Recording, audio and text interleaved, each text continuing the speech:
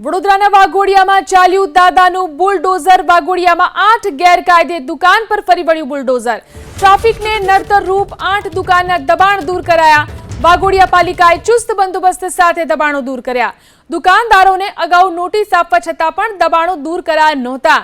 દબાણો દૂર ન કરાતા પાલિકાએ આ દુકાનના દબાણો તોડી પાડ્યા છે। તો વાઘોડિયામાં દબાણ હટાવવાની કામગીરી કરવામાં આવી। ટ્રાફિકને નડતર રૂપ 8 દુકાનના દબાણ દૂર કરી દેવામાં આવ્યા છે। આ પહેલા નોટિસ આપવામાં આવી હતી, પરંતુ જાતે દબાણો દૂર ન કરાતા વાઘોડિયા પાલિકાએ ચુસ્ત બંદોબસ્ત સાથે દબાણો દૂર કર્યા।